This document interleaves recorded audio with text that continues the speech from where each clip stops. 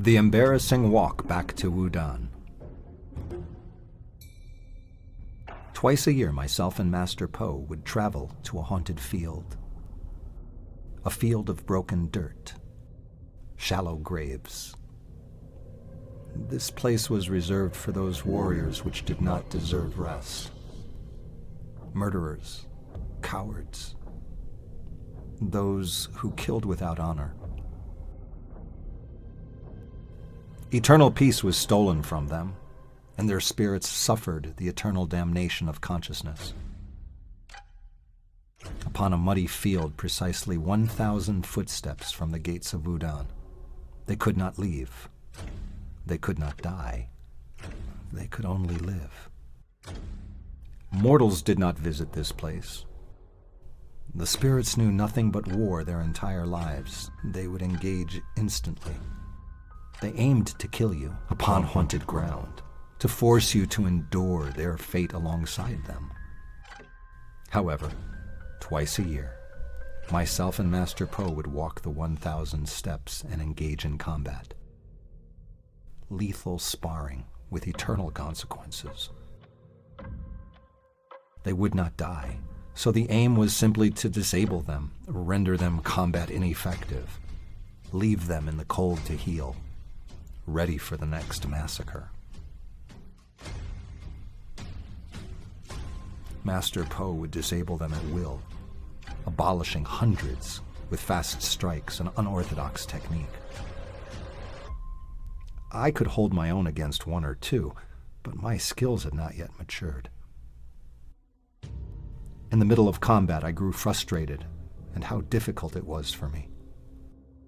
Too many close calls. Too many mistakes. It simply took me too long for each victory. I needed more power. Hurriedly, as I ripped the throat from a spirit, I shouted, "Master, please, I need power. Show me the most devastating move you know." Po, while crushing the skull of a downed opponent, replied, "You could never execute it. You're weak." This bothered me. I did not want my master to think I was weak.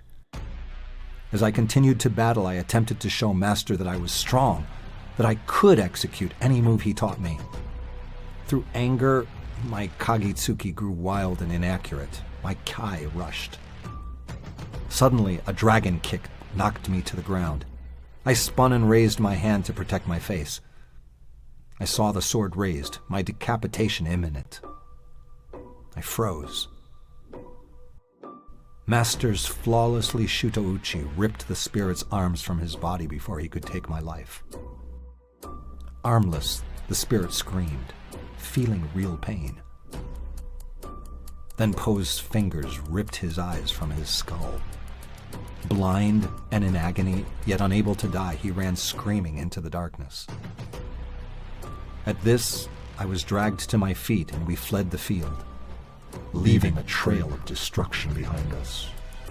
The ghosts were in pieces. The battle was over. The walk back to Wudan was embarrassing. I was adept number 1. And yet I failed. I died. And he saved me. To be saved by Po was an honor. He had a habit of simply letting people die for their mistakes, but I didn't feel honor. I felt shame. I expected more of myself. I was disappointed. I needed to learn more. I asked, "Master, if I cannot execute your most powerful move, will you at least show it to me?" Staring straight ahead, he whispered, "I've shown you already. Using only my tongue, I broke your zen. Such is the way of Wudan.